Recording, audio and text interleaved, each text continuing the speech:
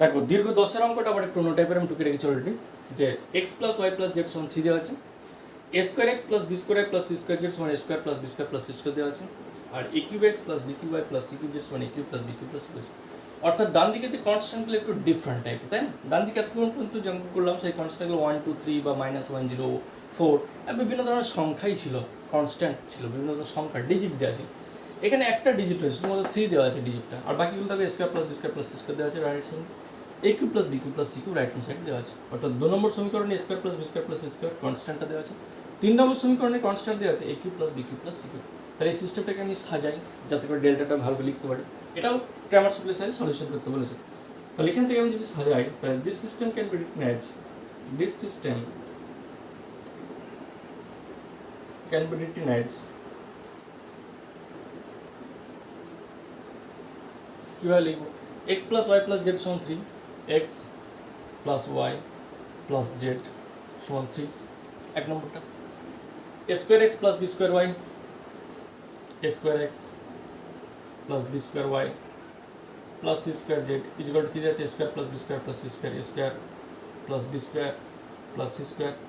Okay, A cube X 3 নম্বরটা আছে A cube X plus B cube Y plus C cube Z equal to A cube plus B cube plus C cube. So this system of equation can be written as this form: x plus y plus z equal 3, a square x plus b square plus c square plus b square plus c square, a cube x plus b cube y plus c cube z equal a cube plus b cube plus c cube. তাহলে এখান থেকে আমার ডেল্টার মানটা বার করতে হবে। তাহলে এখান থেকে ডেল্টা আমি কী করে বার করবো? তো this implying delta equal to delta equal to X Y Z এর সহগ, এক্স এর সহগ 1 a square a cube 1 a square a cube, y সহগ 1 b square b cube 1 b square b cube, যেটা সহগ কত 1 c square c cube 1 c square c cube। এটা এখন এই ডেল্টার মানটা বার করা তো টু মাচ টাফ, যথেষ্ট শক্ত, কারণ এই 1 1 1 square B square cube B cube C cube এটা ডিটারমিনেন্ট 2b যে চ্যাপ্টার ছিল সেই 2b চ্যাপ্টার একটা 4 মার্কসের একটা অঙ্ক। খোলো ডিটারমিনেন্ট 2b চ্যাপ্টার, আমি খুলে তোমাদের দেখিয়ে দিচ্ছি। দেখো ডিটারমিনেন্ট 2b চ্যাপ্টার এই বইয়ে রয়েছে 170 পাতায়, আমার কাছে যে বইটা রয়েছে তোমাদের 12-এর সেটা হচ্ছে 170 170 পাতায়, প্রশ্ন হলো 2b। দেখো সংক্ষিপ্ত 5-এর দাগের অঙ্কটা হলো, সবাই সংক্ষিপ্ত 5-এর দাগের অঙ্কটা হলো। এই যে ডিটারমিনেন্ট রয়েছে একদম পুরো 4 মার্কসের, এই অঙ্কটায় মান নির্ণয় করতে বলেছে 1 1 1 square B square C square A cube B cube C, এই অঙ্কটায় মান নির্ণয় করতে বলেছে ডিটারমিনেন্টে, দিয়ে তার মানটা বলে দেওয়া আছে A minus B into B minus C into C minus C into A B plus B C plus C A, এটা মান বার করতে বলেছে। তো এখন এইটা এক্সপানশন করে মান নির্ণয় করাটাই 4 মার্কসের অঙ্ক। আর গ্রামার স্কুলের ক্ষেত্রে টোটালি 4 মার্কস হবে, তার ক্ষেত্রে শুধুমাত্র ডেল্টা বার করতে গিয়েই আমার ওইটা লেগে যাচ্ছে, তারপর ডেল্টা 1 তো রয়েছে, ডেল্টা 2 রয়েছে, ডেল্টা, তারপরে আমার এক্স ওয়াই যেটা মান নিতে। এখন প্রশ্ন, এই মানটা তুমি কি করবে? এই মানটা তুমি পরীক্ষার হলে ওই যেভাবে প্রশ্নমালা 2বিতে সংক্ষিপ্ত 5-এর অঙ্কটা যেভাবে করেছিল, প্রশ্নমালা 2b সংক্ষিপ্ত 5-এ এই ডিটারমিনেন্টটা ভালো কোথায় করে দেওয়া আছে? প্রশ্নমালা 2b সংক্ষিপ্ত 5-এ করে দেওয়া আছে। আমি এখানে লিখে দিচ্ছি প্রশ্নমালা 2b সংক্ষিপ্ত 5-এর অঙ্কটা, এটা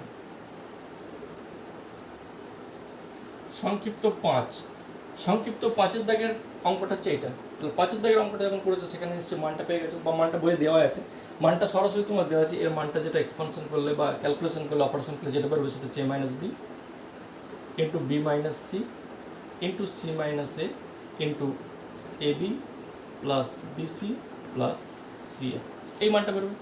অর্থাৎ এই ডিটারমিনেন্টের ডেল্টার মানটা বেরোবে A minus B into B minus C into C minus A into A B plus BC plus C, অর্থাৎ নির্ণায়কের মানটা আমি সরাসরি লিখে দিলাম, কারণ যেহেতু অঙ্কটা অলরেডি আগের মতো হয়ে গেছে, প্রশ্ন নম্বর 2b সংক্ষিপ্ত পাঠে 5 হয়ে গেছে। এখন আমি সরাসরি এই রেজাল্টটা সমান এটা লিখে দিলাম বলে তোমরা কিন্তু পরীক্ষার হলে এইটা সমান সরাসরি লিখতে পারো না, তাহলে তো বলবে মুখস্থ করে লিখেছে, তাই না? সেই জন্য তোমরা অবশ্যই এটা যেমন ওই প্রশ্ন নম্বর 2b সংক্ষিপ্ত 5 অঙ্কটা যেভাবে হয় অপারেশন করবে, নাহলে সিম্পল এক্সপানশন। সবথেকে ভালো এটা অপারেশন করা। অপারেশনটা কি? যে C1টা সমান C1 মানে C2 আর C2টা সমান C2 মানে C, তাহলে সরাসরি আমার এটা চলে আসবে। এই যে C1টা সমান C1 মানে C2 করলে এটা 0 হয়ে যাবে, এটা স্কোয়ার মানে বি স্কোয়ার যাবে, এটা একটু মানে, তাহলে এই লাইন থেকে এ মাইনাস বি কমন নিতে পারবো, এই লাইন থেকে বি মাইনাস সি কমন নিতে পারবো, ঠিক আছে? যে অপারেশনটা করেছিল ওখানে, তো সেই অপারেশন করবে, তাহলে আমার মানটা কি চলে আসবে? এটা A minus B into B minus C into C minus A into B plus BC plus C, এই মানটা চলে। তাহলে এই মানটা এখন আমায় মনে রাখতে হচ্ছে, খুব ইম্পর্টেন্ট মান, যে 1 স্কোয়ার স্কোয়ার ইকুয়াল এই মান হচ্ছে এটা। ওকে, এখন এই রেজাল্টটা ডেল্টার মান না এটা বেরোলো, কিন্তু যখন এবার ডেল্টা 1 বার করবে তখন কী করে মানটা আমি বার করবো সেইটা হচ্ছে প্রশ্ন। তাহলে এটা যেহেতু এটা আমার not equal to 0, definitely not equal to 0, not equal to 0 এই কারণেই, কারণ কোশ্চেনে বলে দেওয়ার ক্রাইটেরিয়া যে not equal to B not equal to C, A আর বি সি এরা কখনই সমান, এ বি সি সমান হয়ে গেলে এটা 0 হয়ে যেতে পারতো, কিন্তু এ বি সি এরা নট ইকুয়াল টু 0 কোশ্চেন আমার ক্রাইটেরিয়া দেওয়া আছে, তাহলে এটা কখনোই 0 হতে পারে নট ইকুয়াল টু 0। যেহেতু নট ইকুয়াল টু 0 মানে ক্রামার্স রুলের সলিউশন নির্ণয় করা যাবে। এইবার দেয়ারফর বাই ক্রামার্স রুলে এবার ডেল্টা 1 বার করতে পারবো, now delta 1 equal to, therefore delta 1 equal to, delta 1 মানে কি 1 নম্বর কলাম বরাবর রাইট হ্যান্ড সাইড, তাহলে 3 1 plus square plus B square, প্রথমটা হলো 3, তারপরটা হচ্ছে square plus B square plus C square,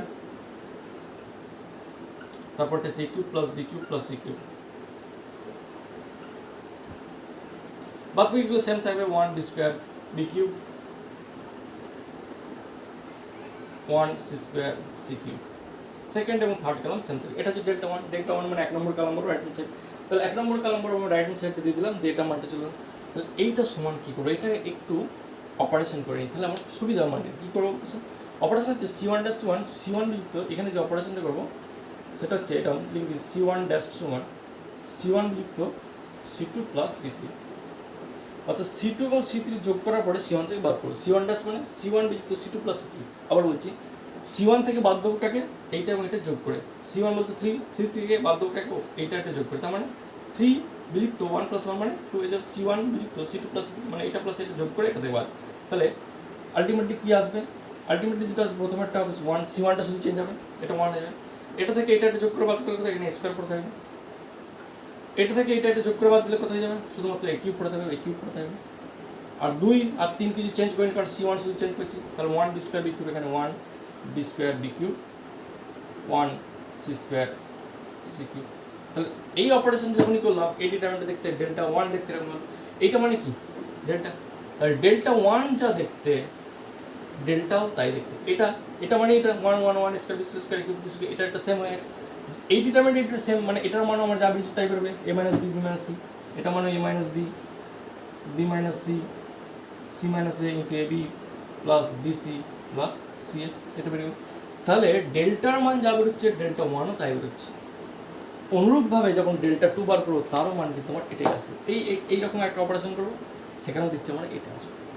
আবার ডেল্টা 3 যখন বার করবো তখনও আমার কিন্তু সেম মান আসবে, অর্থাৎ ডেল্টার মান যা বেরিয়েছে ডেল্টা 1ও আমার তাই বেরোবে, ডেল্টা 2ও তাই বেরোবে। দেখো ডেল্টা 2 দেখাচ্ছি, ডেল্টা 3 তো তোমার করে নিও, ডেল্টা 2 এর মানটা দেখাচ্ছি, দেখো এটা ডেল্টা, তো এবার ডেল্টা 2 দেখাচ্ছি, দেখো ডেল্টা 1 তাহলে সেম এলো, এবার ডেল্টা 2টা দেখিয়ে ছেড়ে দিচ্ছি তোমাদেরকে, ডেল্টা 3 তো তোমার করে নেবে, দিয়ে এক্স ওয়াই জেড মানটা বার করে নেবে। এবার দেখো ডেল্টা 2,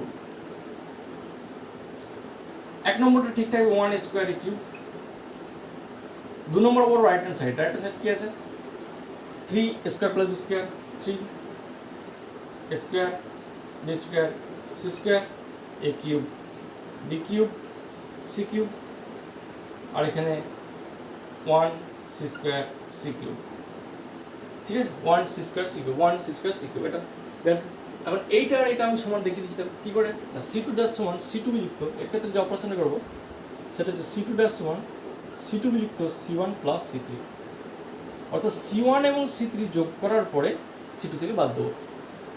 C2 ড্যাশ সমান C2 মানে 2 নম্বর কলামটা শুধু চেঞ্জ করবো, তোমার C1টা ঠিক থাকবে, তাহলে 1 স্কোয়ার কিউব ঠিক থাকবে, 1 স্কোয়ার কিউব ঠিক থাকলো, কে চেঞ্জ হবে C2 কী করে চেঞ্জ হবে, এটা থেকে এটা যোগ করে বাদ দেবো, তার মানে এটা 1 হয়ে যাবে, তারপর টি স্কোয়ার সি স্কোয়ার বাদ দিলে এটা বি স্কোয়ার হয়ে যাবে, আর এটা সি কিউব হয়ে যাবে, আর লাস্ট একটা 1 সি স্কোয়ার সি কিউব তো আছে, 1 সি স্কোয়ার সি কিউব তো আছে, তাহলে এটা মানে কিন্তু আমার ডেল্টা হয়ে গেছে, এটা মানে কিন্তু ডেল্টা, দেখো এটাও যাওয়ার ডেল্টা হতে, তাহলে ডেল্টা 1 ডেল্টা বার করেছি, ডেল্টা 1 দেখলাম এ মানটা আসছে, ডেল্টা 2 তার ক্ষেত্রে এরকম একটা অপারেশন করলাম, তার ক্ষেত্রে আমরা দেখছি সেটা সমান ডেল্টা, এটা মানেও কিন্তু আমার এই মানটা, তাহলে একই রকমভাবে ডেল্টা 3 সেটার মান আমার এটাই আসবে, তাহলে ডেল্টা সমান ডেল্টা 1 সমান ডেল্টা 2 সমান ডেল্টা, প্রত্যেকটা মান আমার সমান আসছে, তাহলে এখান থেকে কী আছে ডেল্টার মান যা আসছে ডেল্টা 1ও তাই আসছে, ডেল্টা 2ও তাই আসছে, ডেল্টা 3ও তাই আসছে, অর্থাৎ প্রত্যেকটা মান আমার ইকুয়াল আসছে।